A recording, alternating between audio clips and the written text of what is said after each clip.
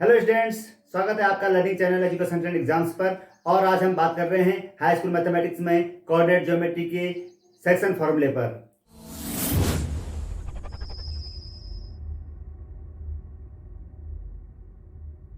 बच्चों, class 10th की coordinate geometry का ये सेकंड पार्ट है। फर्स्ट पार्ट में कोऑर्डिनेट ज्योमेट्री के फंडामेंटल्स और डिस्टेंस फॉर्मूला हम पढ़ चुके हैं अपने पिछले वीडियो में। अगर आपने वो वीडियो नहीं देखा है स्टूडेंट्स, तो मैं रिक्वेस्ट करूंगा आपसे कि आप पहले उस वीडियो को जाकर के देखें। इसका लिंक मैंने अपने डिस्क्रिप्शन बॉक्स में दे दिया है, तो आप उस वीडियो को देखेंगे तो आपको आगे की सारी बातें अच्छे से समझ में आएंगी। अब हम पढ़ने जा रहे हैं सेक्शन फॉर्मूला। तो सेक्शन फॉर्मूले में आपको क्या पढ़ना है? एक बिंदु है ए, इसके कोऑर्डिनेट है x1 y1, और दूसरा बिंदु है बी, इसके कोऑर्डिनेट है x2 y2। इन दोनों बिंदुओं को जोड़ने वाली रेखा हो गई ए बी, और इस रेखा पर कोई एक बिंदु है, उस बिंदु के निर्देशांक है पी एक्स वाई। और इस बिंदु P ने इस लाइन ए बी को एक रेशियो में विभाजित कर रखा है। वो रेशियो होगा m और n। मान लीजिए कि अगर बिंदु ये रेखा 10 यूनिट है, यानी 10 सेंटीमीटर लंबी है, और बिंदु P पॉइंट ए से 3 सेंटीमीटर की दूरी पर है, तो हम कह सकते हैं कि इस P ने लाइन ए बी को 3:7 में डिवाइड कर रखा है। तो इसी प्रकार से इन जनरल हम ये कहेंगे कि अगर P ने इस लाइन को ए पी और पी भी जो रेशियो में काटा है वो है m/n, तो हमें इस बिंदु P के निर्देशांक ज्ञात करने होंगे। तो आपको प्रश्न इस तरह से दिया गया होगा कि 2 पॉइंट होंगे, उन पॉइंट्स को जोड़ने वाले एक लाइन पर कोई एक पॉइंट होगा, तो दिए गए अनुपात में रेखा को विभाजित करता है। तो आपको विभाजन बिंदु के निर्देशांक ज्ञात करने होंगे। तो कैसे ज्ञात करेंगे? आप यहां पर देखेंगे कि पहला पॉइंट है पॉइंट ए, और इसके निर्देशांक हैं x1 और y1। यानी कि अगर आप ए से एक परपेंडिकुलर ड्रॉ करते हैं x एक्सिस पर और उसको नाम रखते हैं AL, इसी प्रकार P से परपेंडिकुलर ड्रॉ कर दिया, उसका नाम रख दिया AM, और B से जो परपेंडिकुलर ड्रॉ किया आपने एक्सिस पर उसका नाम रख दिया BL। ठीक है, तो ये डिस्टेंसेस क्या हो जाएंगी? OL हो जाएगी x1, आपको पता है क्योंकि इसका x कोऑर्डिनेट x1 है। और उसी प्रकार से डिस्टेंस OM हो जाएगी, बिंदु P के साथ x और y है, तो डिस्टेंस OM हो गई x। और डिस्टेंस अगर हम ON की बात करें तो पॉइंट B का x कोऑर्डिनेट है x2, तो डिस्टेंस ON हो जाएगी x2। ठीक है, अब इसी प्रकार से अगर आप ये देखें कि इसके y कोऑर्डिनेट की बात करें तो पॉइंट ए के लिए हो गया डिस्टेंस AL, इसकी लेंथ हो गई y1। इसी प्रकार से पॉइंट P के लिए y ऑर्डिनेट की लेंथ हो गई y, और पॉइंट B के लिए y ऑर्डिनेट की लेंथ हो गई y2। ठीक है, ये सारी चीजें आपने लिख ली है। अब आपको क्या करना है? आप जो ये हॉरिजॉन्टल लाइन है x एक्सिस के पैरेलल आप एक लाइन खींचिए यहां पर ए से, और ये मान लीजिए कि इसने PM परपेंडिकुलर जो था उसको पॉइंट C पर इंटरसेक्ट किया है, और इसी प्रकार पॉइंट P से भी आपने एक पैरेलल लाइन x एक्सिस की पैरेलल लाइन डालनी है जो कि BN को बिंदु D पर काटता है। तो इस प्रकार से आपके पास 2 ट्रायंगल हो गए, BPD और PAC। इन दोनों ट्रायंगल की क्या विशेषता है कि पहली बात तो इनमें कि ये वाला एंगल राइट एंगल हो जाएगा क्योंकि ये परपेंडिकुलर है और ये पैरेलल एक्स एक्सिस के राइट एंगल हो गया।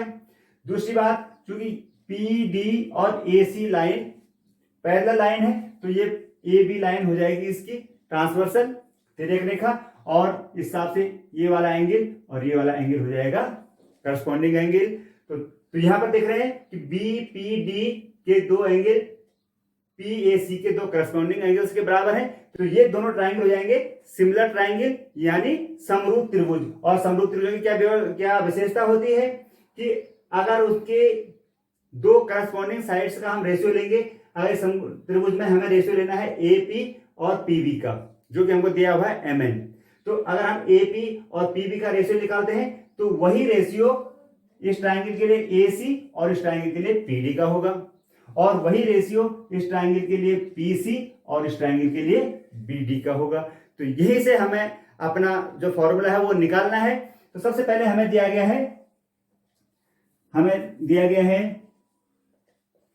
Ratio AP/PB।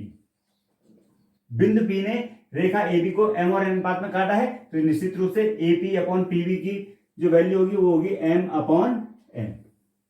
ठीक है, पहली चीज आपको मिल गई।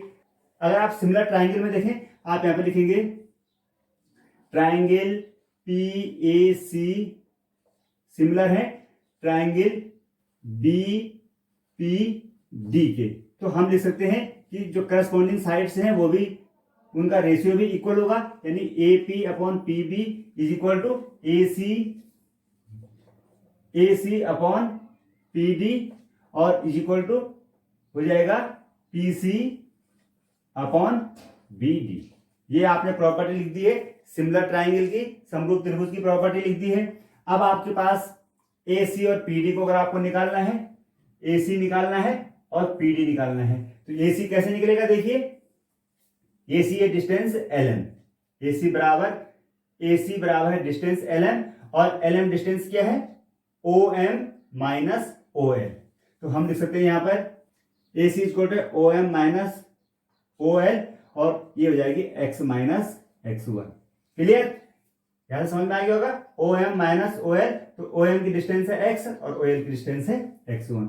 और इसी प्रकार से अगर आपको PD निकालना है तो PD के लिए हो जाएगा ON, PD वाली डिस्टेंस ये है PD और इसका मतलब ये है इक्विवेलेंट MN के, और इसको निकालना है तो मैं ON में से OM घटा देना होगा, ON माइनस OM, और ON की वैल्यू है X2 और OM की वैल्यू है X, तो PD भी निकाल दिया आपने।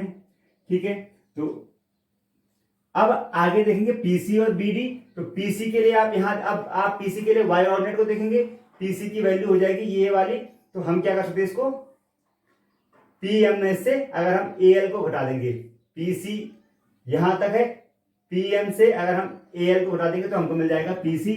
तो हम यहां लिख सकते हैं PC बराबर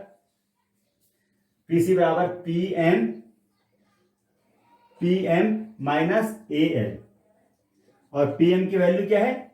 Y और AL की वैल्यू है Y1, तो Y माइनस Y1 हो गया।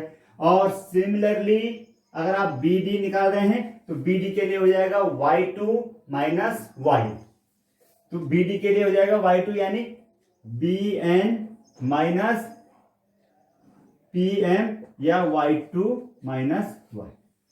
ठीक है, अब अगर आप इस रेशियो को इसमें लिखते हैं, इसमें मान रखते हैं, तो हम लिख सकते हैं we have AP upon PB M upon N is equal to AC upon PD X minus X1 upon X2 minus X। ठीक है, और is equal to PC upon BD, PC यानी Y minus Y1 upon Y2 minus Y। ठीक है बच्चों, अब आपको निकालना था बिंदु P के निर्देशांक, यानी आपको x की वैल्यू निकालनी है और y की वैल्यू निकालनी है।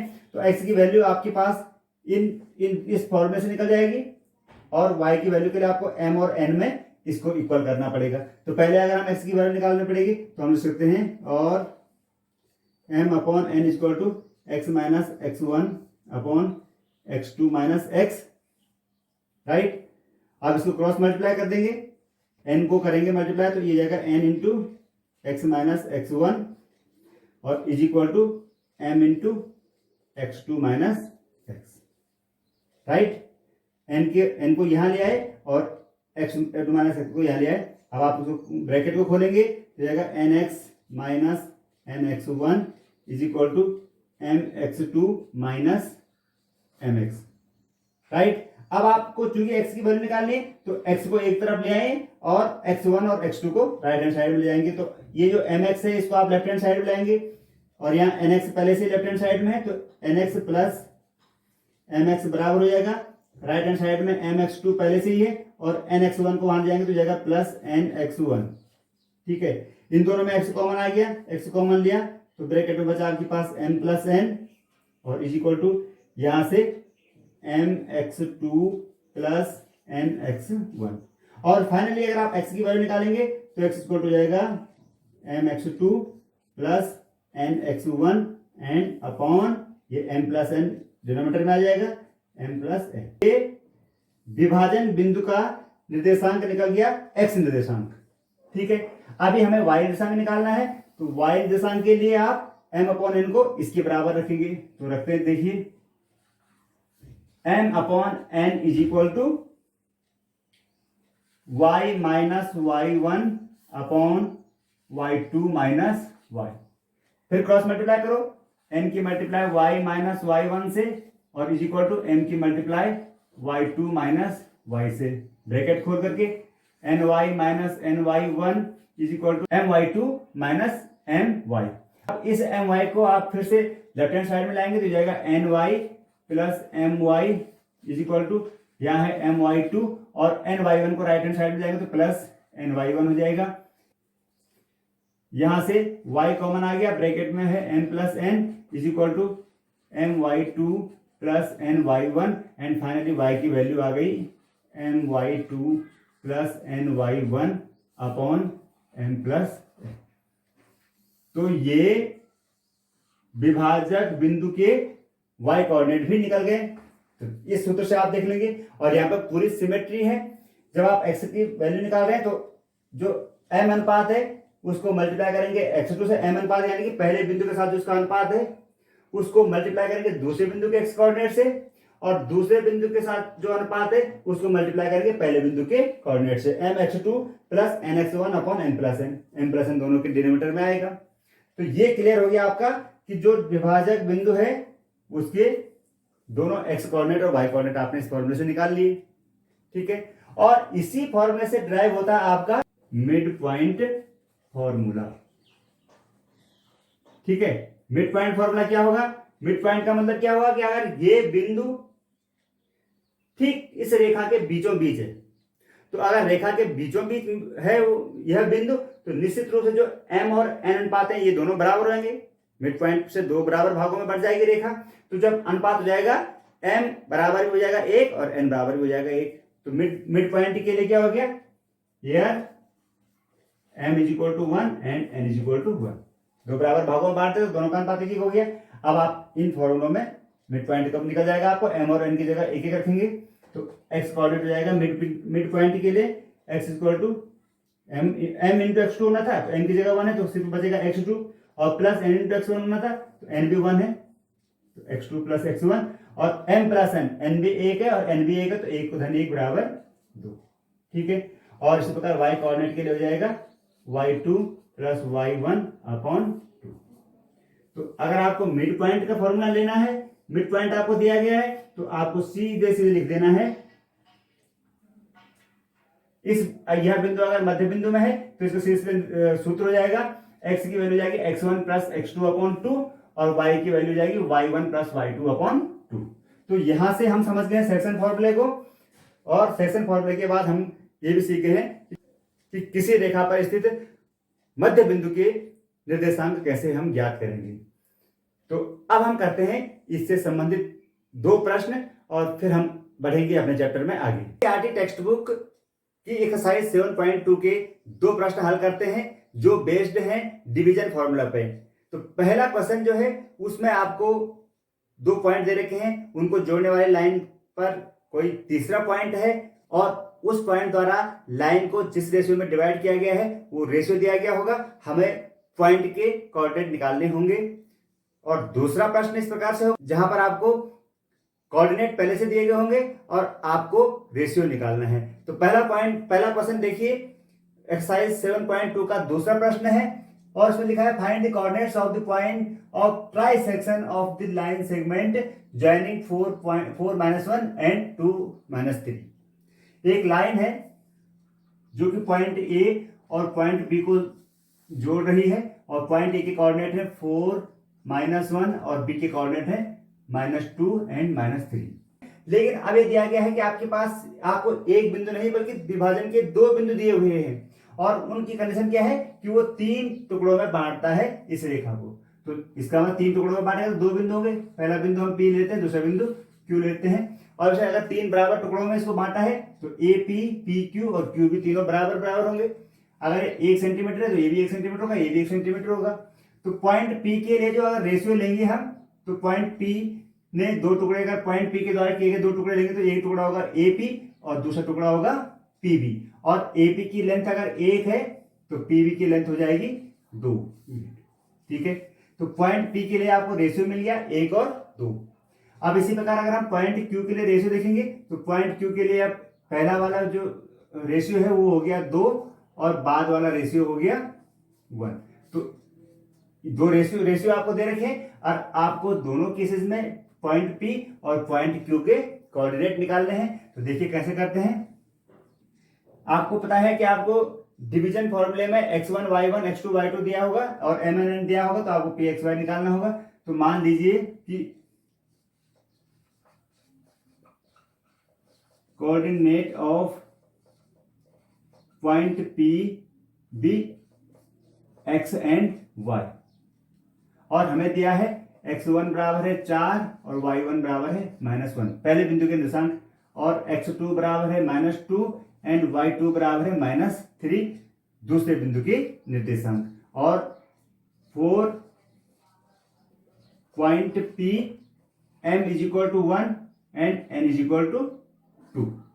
तो रख दीजिए फॉर्मूले में मान। फॉर्मूला क्या है, x is equal to m into x2 plus n into x1 upon m plus n x निशान के लिए, और y निशान के लिए हो जाएगा m into y2 plus n into y1 upon m plus n।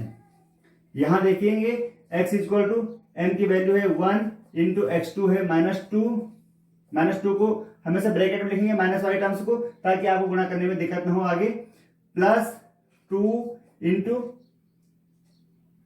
x1 4 upon 1 plus 2 and y is equal to 1 into y2 यानी -3 and plus n 2 into y1 की value -1 and divided by 1 plus 2। तो यहां से आपके पास x की value आ गई। 2 को -1 से मल्टीप्लाई करेंगे, 1 को -2 से मल्टीप्लाई करेंगे तो -2 and plus 8 upon 3 and y is equal to हो जाएगा -3 एंड -2 अपॉन 3। तो यहां से आपके पास पॉइंट P के कोऑर्डिनेट निकल गए। तो आप लिख सकते हैं पॉइंट P इज, देखो -2 और 8 प्लस 6 एंड डिवाइडेड बाई 3, हम यहाँ पर लिख सकते हैं x is equal to 6/3 and y is equal to -5/3। तो पॉइंट P के लिए लिख देंगे हम 6/3 का मतलब 2 एंड y की वैल्यू जाएगी -5/3। तो पहले वाले बिंदु के निशान का आपने निकाल लिए। अब इसी प्रकार दूसरे बिंदु के लिए निकाल लेंगे।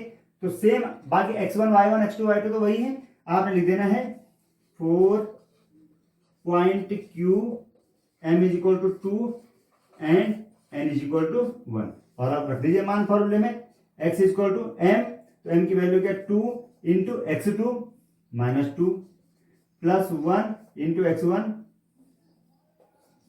4 एंड डिवाइडेड बाय फिर से 2 प्लस 1 एंड y के लिए 2 इंटू y2 की वैल्यू -3 एंड प्लस 1 इंटू -1, ठीक है, y1 की वैल्यू और अपॉन फिर से 2 प्लस 1।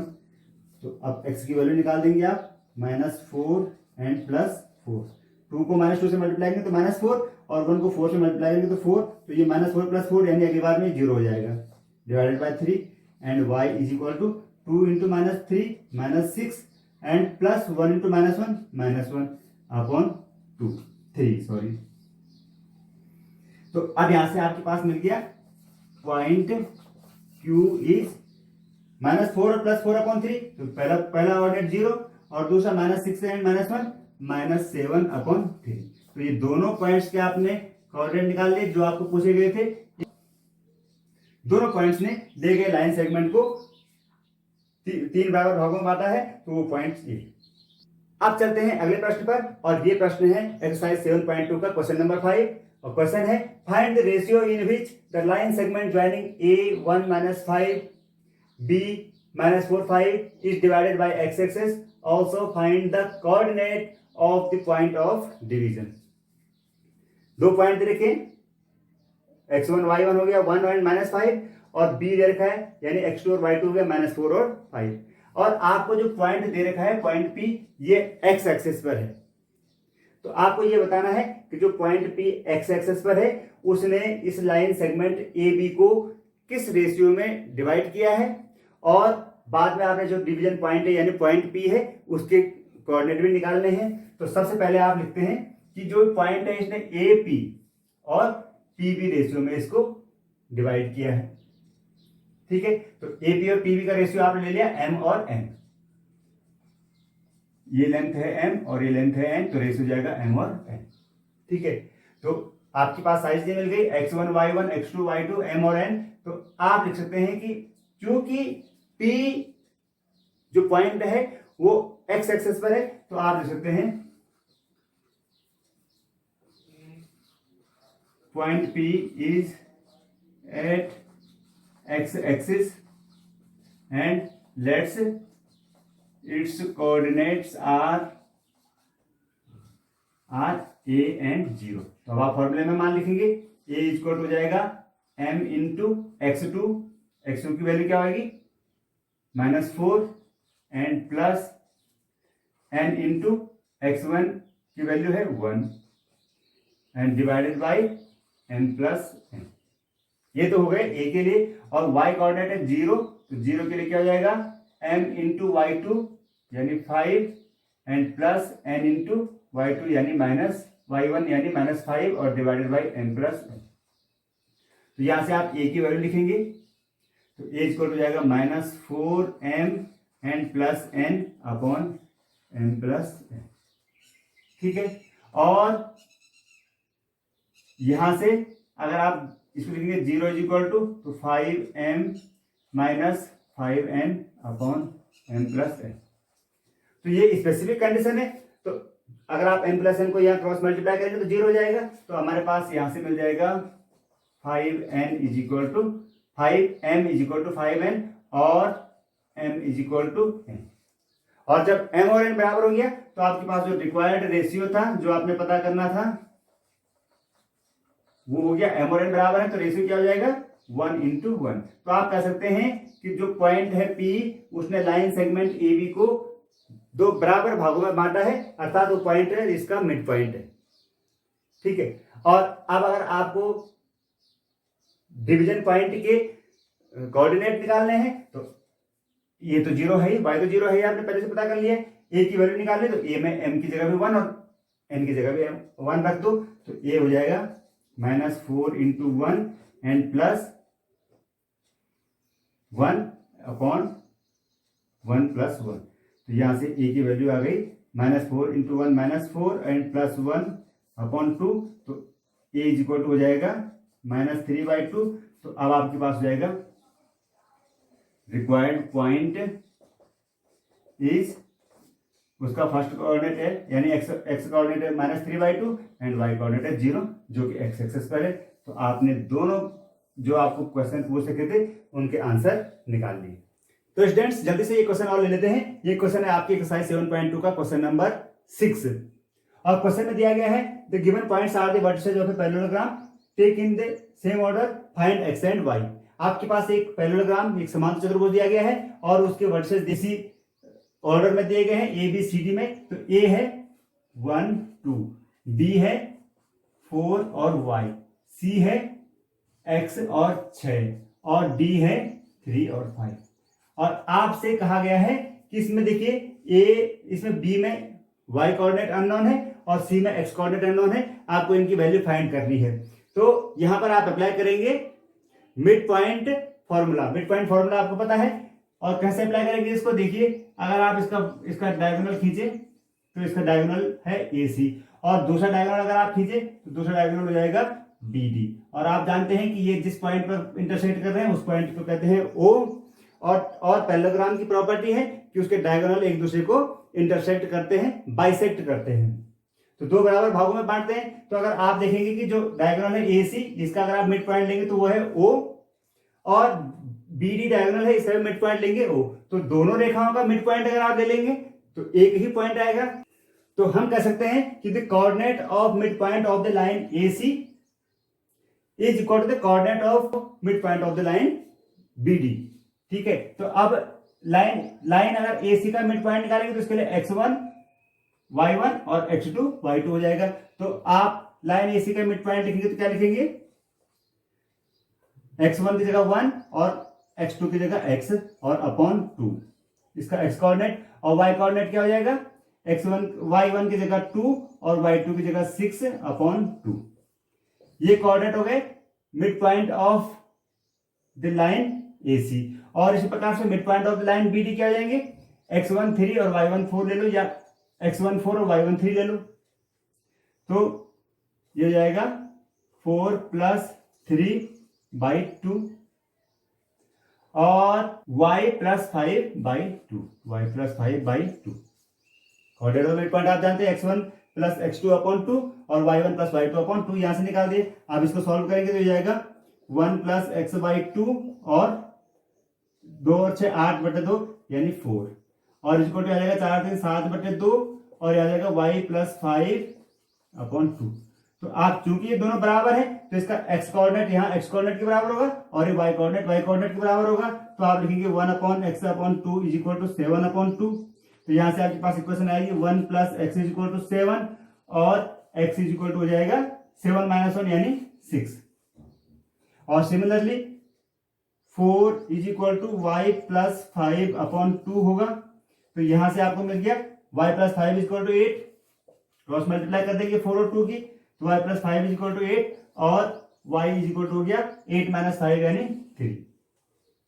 तो यहां से जो अननोन कोऑर्डिनेट्स थे आपको वो मिल गए, x = 6 और y = 3। ये हो गया आपका आंसर। तो आशा है आपको समझ में आ गया होगा, और यदि आप इस वीडियो को समझ गए हैं स्टूडेंट्स तो प्लीज इसे लाइक कर दें और चैनल को सब्सक्राइब करें। अगर आपने अभी तक चैनल को सब्सक्राइब नहीं किया है तो इसे सब्सक्राइब करें, और ऐसी ही वीडियोस देखने के लिए यहाँ पर एक प्ले लिस्ट दर्शाई गई है, इस पर क्लिक कीजिए और देखते रहें और पढ़ते रहें। मिलते हैं जल्दी ही नए वीडियो के साथ, जहां पर मैं बताऊंगा आपको त्रिभुज का क्षेत्रफल निकालना, जहां पर कि उसके तीनों शीर्षों के निर्देशांक दिए गए हों। तो देखते रहें और पढ़ते रहें। मिलते हैं जल्दी ही, तब तक के लिए बाय बाय।